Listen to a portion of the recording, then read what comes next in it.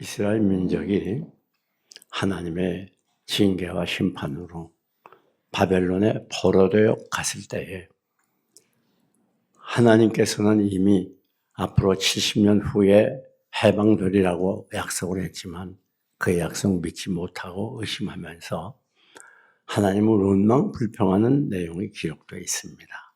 그것은 바로 지금으로부터 약 2700년 전에 있었던 역사적인 사실입니다. 여러분, 오늘 우리가 본문 27절을 보면 구역과 오늘 번역된 말씀과는 조금 차이가 있습니다.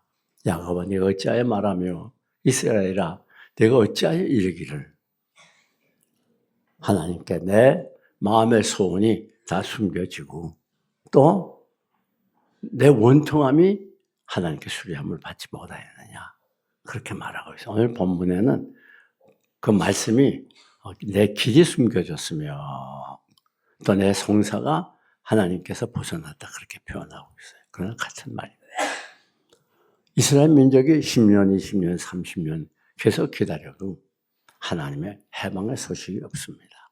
그럴 때 이스라엘 민족은 낙심했어요. 왜 그런가 하면 포로 생활은 그렇게 만만하지가 않습니다. 노동도 해야 되고 또 천대 멸시도 받고 여러 가지로 힘들고 피곤한 그런 삶을 살았어요. 그러다 보니까 하나님을 바라보는데 하나님이 응답하는 것 같지 않아요. 수십 년의 세월이 흘러도 하나님이 도와주는 것 같지 않습니다. 그럴 때 이스라엘 민족들은 낙심하게 됐어요. 절망에 빠지게 됐어요. 이것은 비록 이스라엘 민족뿐 아니라 오늘 우리도 마찬가지입니다. 우리가 이 세상 살다 보면 정치는 정치대로, 또 경제는 경제대로, 사회는 사회, 또 문화는 문화, 종교는 종교, 각 분야에 걸쳐서 어느 곳에도 우리가 안심하고 마음을 둘 수 있는 소망이 없습니다. 모두 절망뿐입니다. 그럴 때 우리는 하나님께 나와서 기도해요. 그런데 기도해도 우리에게 부딪힌 여러 가지 힘들고 고통스러운 일들은 해결될 기미를 보이지 않습니다. 그럴 때 낙심하게 돼요.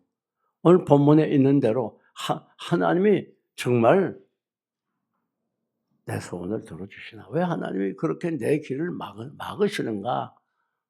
왜 아무리 기도해도 내 원통함을 풀어주지 않는가? 그렇게 우리들 마음에 낙심하고 좌절할 때가 없잖아. 많이 있습니다. 그건 바로 이스라엘 민족의 역사뿐 아니라 오늘 우리의 삶에도 똑같이 적용되는 것입니다. 근데 하나님께서는 이런 이스라엘 민족에게 이사야 선지자를 통해서 위로의 말씀을 전하게 돼요. 자, 그러면 왜 이스라엘 민족이 이렇게 절망하게 됐습니까? 그 첫째 이유는 바로 하나님을 바라보지 않고 환경만 바라봤기 때문이에요. 하나님은 이미 약속을 하셨어요. 하나님 무계획적으로 그렇게 일하는 분이 아니에요. 이스라엘 민족이 범죄하기 때문에 이스라엘 민족 정신 차리라고 바벨론에 포로되게 했지만 그러나 70년 후에 다시 해방해 주신다고 약속을 하고 있습니다. 그러나 하나님 바라보지 않았어요. 하나님 의지하지 않고 오히려 환경만 바라봤어요. 환경을 바라보니 막막합니다. 답답합니다. 늘 괴롭습니다. 힘이 듭니다. 살고 싶은 마음이 없어집니다. 여러분, 이것이 이스라엘 민족의 문제였어요. 환경을 바라보면 반드시 절망하게 돼요. 왜 그런가 하면 이 세상 환경은 우리를 기쁘게 하고 행복하게 하고 희망을 주지 않습니다. 죄로 뒤덮여졌고 마귀가 마지막 때가 돼서 강하게 우는 살처럼 공격이 오기 때문에 이 세상 삶은 참 평안이 없습니다. 여러분, 그런데 중요한 것은 우리가 환경을 바라보지 말아야 된다는 거예요. 환경을 바라보게 되면 낙담하게 되고 그만 힘을 잃고 삶의 의욕과 용기를 상실하기가 쉽습니다. 우리가 성경을 보게 되면 베드로라고 하는 인물이 나오잖아요. 이 베드로는 예수님께서 물 위로 걸어오라는 말씀을 듣고 물 위로 걸어가요. 그런데 주님만 바라보고 걸어가다가 그만 풍랑이 있는 바다를 보니 마음에 덜컥 겁이 났어요. 왜? 주님의 얼굴에서 시선을 띄어서 주위를 바라보고 환경을 바라보았어요. 그럴 때 그는 그만 두려움 속에 물 속에 빠져 들어갑니다. 그것은 무엇을 가르치는가 하면 우리들이 환경 바라보면 두려운 마음을 가질 수밖에 없어요. 여러분 우리 환경이 우리를 그냥 놔둡니까? 내버려 두잖아요. 계속해서 두렵고 불안하고 힘들어요. 앞날이 막막해요. 뭐가 될 것 같지 않아요. 환경은 우리를 죽음으로 몰아넣습니다. 그럴 때 우리 시선은 다 예수님을 바라봐야 돼요. 네. 여러분 여기서 우리가 꼭 기억해야 됩니다.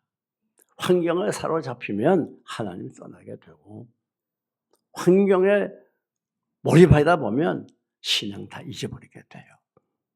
그래서 우리는 우리의 환경을 보고 낙담하면 안 됩니다. 왜 그런가 하면 첫째는 모든 환경은 우리에게 주어진 환경은 우연히 온 게 아니에요. 다 하나님께로부터 온 거예요. 뿐만 아닙니다. 그 모든 환경은 그 환경 속에 나를 위한 하나님의 섭리가 있어요. 꼭 기억해야 돼요. 하나님이 여러분을 위해서 여러분이 원치 않는 고난도 시련도 허락하는 거예요. 그러나 여러분을 그 시련을 통해서 망하게 하고 넘어지게 하고 실패하게 하기 위해서가 아닙니다. 하나님의 시련을 여러분에게 허락하는 이유는 그 시련을 통해서 여러분을 훈련하고 연단해서 더 좋은 그리스도인으로 주님을 닮아가는 그리스도인으로 축복의 사람으로 만들기 위한 하나님의 사랑의 표현입니다. 그래서 야고보서 1장 2절을 보면 너희 믿음의 시련이 그랬잖아요. 믿음의 시련. 우리가 당하는 모든 시련은 우리를 괴롭히고 우리를 망하게 하는 시련이 믿음의 시련이에요. 우리 약한 믿음을 강하게 하고 더러운 믿음을 깨끗하게 하고 작은 믿음을 크게 하고 무능한 믿음을 능력 있게 하는 믿음의 시련이에요. 그래서 우리는 절망하면 안 됩니다. 그런 시련이 없으면 우리의 믿음은 다 병들고 말아요. 쓸모없이 되어버리는 거예요.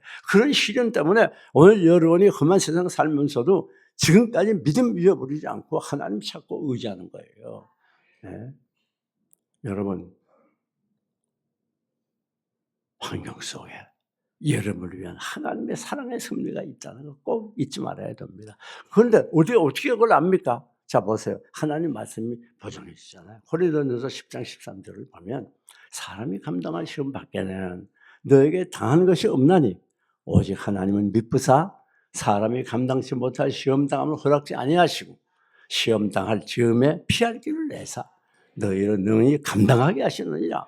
이게 무슨 말인가 하면 하나님 우리 당하는 모든 환경 속에 하나님의 섭리가 있는데 그 섭리는 축복의 섭리요 은혜의 섭리요 우리를 위한 섭리라는 걸 분명히 보여주는 거예요. 왜요? 그 모든 시험은 사람이 감당할 수 있는 것이고 그 다음에 너희가 감당치 못할 시험을 허락지 않는다고 그랬어요. 무슨 말인가 하면 어떤 시험이든지 우리가 볼 때는 당장 죽을 것 같고 망할 것 같고 너무 힘들고 외로워도 그건 반드시 여러분이 감당할 수 있는 그런 시련이라는 거예요. 그건 제 말이 아니잖아요. 우리 하나님 어떤 하나님인데 우리 하나님 실수하지 않아요. 잘못 실수해가지고 큰 시련을 허락하지 않아요. 정확한 분이에요. 말과 우리에게 망하게 하기 위해서 큰 시련을 주려고 애쓰지만 하나님 안 돼. 이 김집사님의 여기가 국당에 꼭 맞는 시련만 허락해요. 그러니까 든든하지 않습니까? 그러니까 그 시련이 나를 위한 것이 되는 거예요. 두 번째, 시험 당할 즈음에 몰래요? 피할 길을 내사. 여러분 시험 당할 즈음에 동시에 뭐가 있어요? 피할 길이 있어요. 피할 길이 없는 시험은 없어요. 왜? 그건 하나님이 하시기 때문에.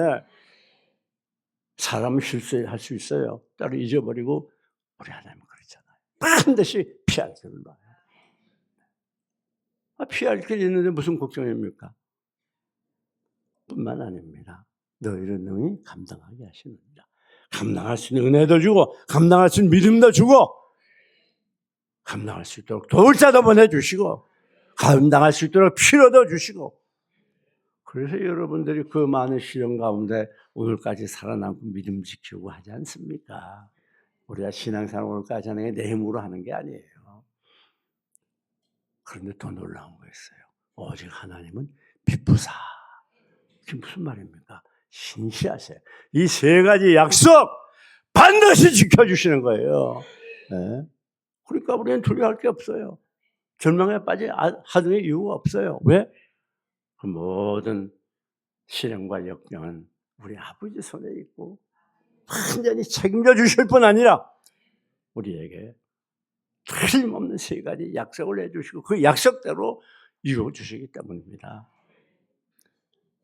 여러분 지금 힘들지 여러 어려운 일들이 여러분 앞을 가로막고 있는 것 같죠? 절대 두려워하지 마세요. 절망하지 마세요. 하나님이 섭리가 있습니다. 그것은 하나님의 사랑의 또 다른 표현입니다. 그것은 여러분을 위한 것입니다. 다음 두 번째 이스라엘 민족이 절망에 빠졌던 이유는 뭡니까? 그것은 바로 언어 생활의 문제였습니다. 자, 오늘 본문 보니까 이스라엘 민족이 27절에 뭐라고 그래요? 야곱아, 네가 어찌하여 말하기를 내 사정은 여호와께 숨겨져서, 오늘 세 번역에는 내 길은 여호와께 숨겨져서, 또 이스라엘이 말하기를 뭐라고 말해요? 내 송사는 하나님께 벗어나서, 또 구역에는 내 원통함을 수리함 받지 못해서, 그렇게 하나님께 불평하는 거예요. 내가 아무리 기도하고 경건하게 살아도 계속 고난이 계속되고 아무리 오래 기도해도 응답이 없어. 그런 말과 똑같은 거예요. 입으로 범죄했다는 말입니다. 입으로. 여러분, 오늘 여기서 우리가 꼭 기억해야 됩니다. 우리 말이 얼마나 중요한가 그걸 알아야 돼요. 우리 인생이라는 건 내 재간의 능력과 실력에 의해서 결정되는 게 아니에요. 여러분 말에 의해서 결정됩니다. 네. 우리가 잠언 18장 26절을 보면 죽고 사는 것이 무엇에 딸려요? 혀의 권세에 딸렸다. 여러분, 우리가 말을 어떻게 하냐에 따라서 죽을 수도 있고 살 수도 있어요. 우리 말에 따라서 성공할 수도 있고 실패할 수도 있어요. 말에 따라서 잘 될 수도 있고 못될 수도 있어요. 말에 따라서 행복할 수도 있고 불행할 수도 있어요. 이 말이 여러분의 인생을 만들어가는 거예요. 착각하면 안 됩니다. 그래서 우리 말에도 말에 뭐가 있다? 시가 있다고 그러죠. 그게 뭐 생명이 있다는 거예요. 네. 그냥 우리는 아무 생각 없이 그때 감정과 형편에 따라서 퉁퉁탕탕 말하는데 그 말의 대부분이 좋은 말이 아니에요. 거기서 심각한 문제가 발생돼요. 우리 말이 하나님으로부터 오는 모든 은혜와 복을 가로막고 있어요. 여러분, 잠언 6장 2절에 네 입술의 말로 네가 얽혔으며 네 입술의 말로 네가 잡히게 되었다. 이게 무슨 말인가 하면 내가 말하는 그것이 나를 얽어맸어요. 나를 사로잡았어요. 내가 잘 못돼. 나는 힘이 들어. 그럼 잘 못 되는 거예요. 나는 잘 돼. 그럼 잘 되는 거예요. 나는 죽고 싶어. 그럼 죽는 거예요. 사살자들의 대부분이 죽고 싶다는 말을 많이 한다는 거예요. 그러니까 죽는 거예요. 나는 어떤 어려운 일이 있어도 반드시 일어날 거야. 그러면 일어나는 거예요. 나는 하나님이 도와주셔. 그러면 도와주시는 거예요. 이렇게 가다간 끝이 아닌데 내 힘은 전혀 할 수 없어. 나는 힘도 없고 실력도 없어. 난 남들처럼 잘생기지도 못했어. 그렇게 말하면 그렇게 되는 거예요. 우리의 인생은 내 재능과 실력에 따라 좌우되는 게 아니고 말에 의해서 좌우된다는 걸 꼭 해요. 이 말이 나를 사로잡아요. 네? 그래서 이스라엘 민족이 광야 앞에, 가나안 앞에 와서 어떻게 했습니까? 하나님이 약속했음에도 불구하고 쭉 돌아보니까 성읍은 높고 견고하고 가나안 족속은 키가 큰 사람이 많고 또 신의 무기 철병 것까지 있었고 훈련받은 백성들이고 자기들은 언제 훈련받았어요? 무슨 무기가 제대로 있었겠어요? 그러니까 원망했잖아요. 그래가지고 하나님이 그 원망 소리를 다 들었다고 그랬잖아요. 들으시고 그대로 했어요. 어떻게 광야 40년 동안 유리방황하다 광야에서 모두 죽지 않아요? 선조들은. 여러분, 왜 우리가 말을 조심해야 돼? 말을 하나님이 들어요. 그리고 그대로 행해 주셔요. 그 다음에 땅끝까지 창조하신 여호와는 두 번째 하나님 어떤 분입니까? 땅끝까지 창조하신 우주 만물을 창조하신 전능하신 하나님이에요. 여러분이 믿는 하나님은 그렇게 쫄정보가 아닙니다. 나약하고 무능한 하나님이 아니에요. 전능하신 하나님. 여러분이 가진 어떤 문제보다 크신 하나님, 불가능이 없으신 하나님, 이런 하나님 얼마나 믿을 만합니까? 그 우리 하나님이 뭐라고 그래요? 무거운 짐진 자들아 다 내게로 오라 내가 너희를 편히 쉬게 하리라. 마태복음 11장 28절에 하신 말씀. 왜? 하나님이 전능하기 때문에 여러분의 문제가 어떠하든지 아무리 힘들고 어려운 문제고 중요해도 다 해결해 줄 수 있는 전능하신 하나님이기 때문에 안심하고 우리가 하나님께 나아가 우리의 무거운 인생의 짐을 맡길 수가 있는 거예요. 우리가 무능한 하나님께 맡기는 게 아니에요. 왜 하나님에게 맡기지 않냐고 염려합니까? 왜 전능하신 하나님 믿으면서 낙담하기 잘합니까? 왜 온갖 스트레스를 받습니까? 지금도 여러분에게 말씀해요. 무거운 짐진 자들아 다 내게로 오라. 내가 너희를 편히 쉬게 하리라. 나는 마음에 온유하고 겸손하다. 여러분의 무거운 짐 모두 하나님께 맡기시기를 축원합니다. 뿐만 아닙니다, 여러분. 우리가 베드로를 보면 베드로가 예수님께서 깊은 곳으로 가서 그물을 던지라고 해서 깊은 곳에 그물을 던졌어요. 두부에 가득 차게 고기가 넘쳤어요. 그럴 때 베드로는 잔치 벌리고 기뻐하지 않았어요. 예수님께 나와서 주여 나는 죄인으로서이다. 무릎을 꿇었어. 그 주여는 먼저 있던 주여와 다른 주여입니다. 한글은 똑같아도 여기 주여는 더 로드 하나님을 말하는 거예요. 베드로는 예수님을 통해서 기적을 체험하고 예수님이 하나님인 걸 깨달았단 말이에요. 그때 우리 주님이 뭐라고 그랬어요? 이제부터 네가 사람을 낚는 어부가 되리라. 예수님을 인간이 아니라 참 하나님으로 믿게 될 때에 베드로는 예수님의 제자라고 하는 놀라운 희망의 메시지를 듣는 거예요. 하나님을 바로 알고 믿어야 돼요. 믿어도 그냥 늘 무능한 하나님으로 알고 의심하면서 그렇게 하면 안 된다고 말이에요. 사랑하는 여러분, 하나님은 만군의 왕이십니다. 전능하신 하나님이십니다. 우리 이런 하나님을 믿는 거예요. 우린 이런 하나님을 아버지로 섬기는 하나님의 자녀들이에요. 뿐만 아닙니다. 여기 보니까 마지막 31절에 여호와를 앙망하는 자는 뭘 얻어요? 힘을 얻으리니 독수의 날개치며 올라간 같은 것이요 다른 박질하여도 곤비치 아니하겠고 걸어가도 피곤치 아니하리라. 여러분, 곤비하다는 말은 피곤하다는 말보다 더 많은 피곤을 말해요.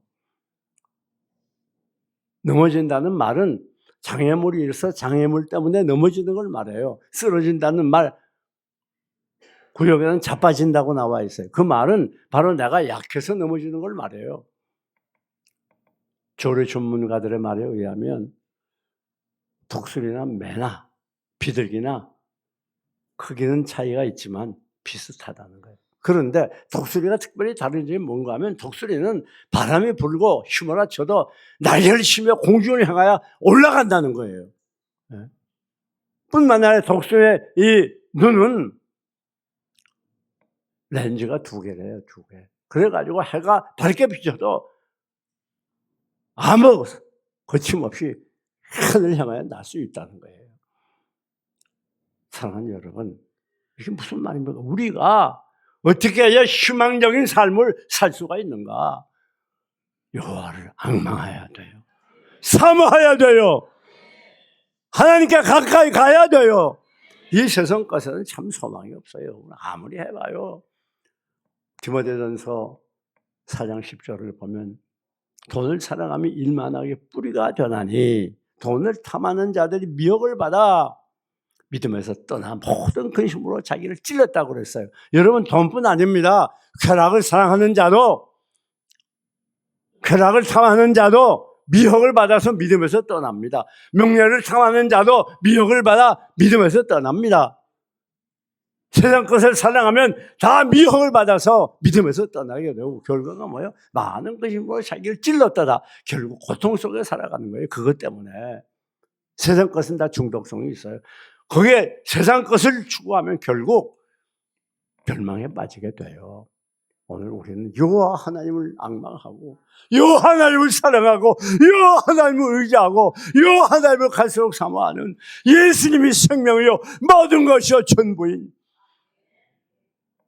그런 신자들, 거기에 참 희망이 있습니다. 무슨 희망? 새 힘을 얻으리니. 그래서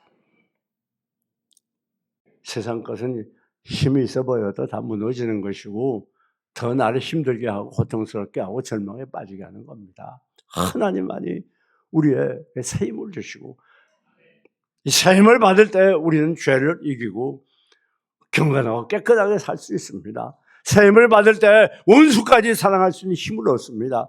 새 힘을 받을 때 날마다 믿음으로 승리할 수 있습니다. 새 힘을 받을 때 주님을 닮아갈 수가 있어요.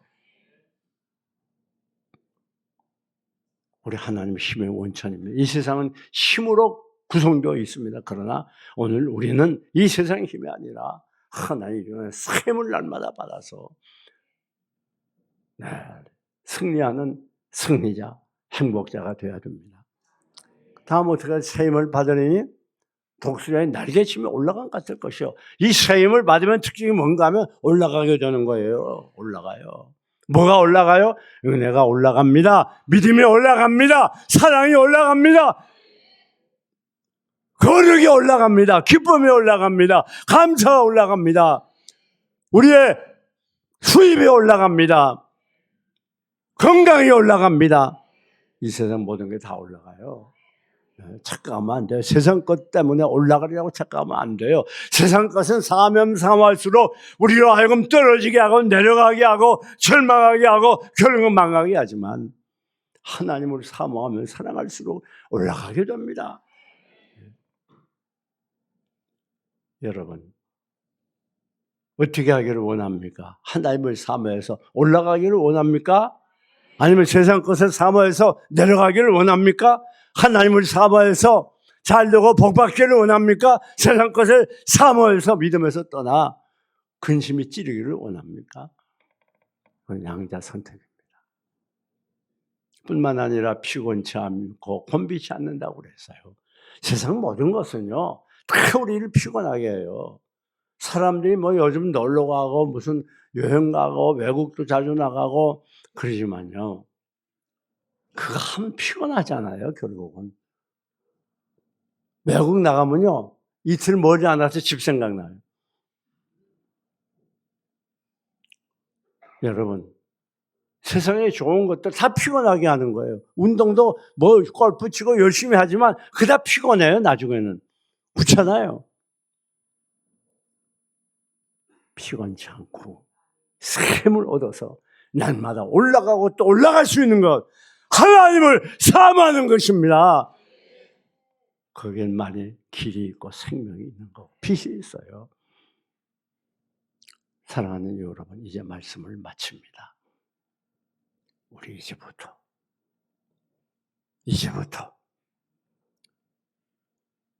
환경 바라보지 말고 하나님만 바라보시고 우리의 입술로 부정적이고 불신앙적인 원망 불평이 아니라 날마다 감사하며 기뻐하는 믿음의 말을 통해서 뿐만 아니라 하나님의 말씀을 우리가 날마다 믿고 의지하고 여호와 하나님을 갈수록 뜨겁게 사랑하고 사모해서 세임받아 이제부터 남은 여생 은혜의 삶, 기쁨의 삶, 감사의 삶, 행복한 삶 되시기를 주님의 이름으로 축원합니다.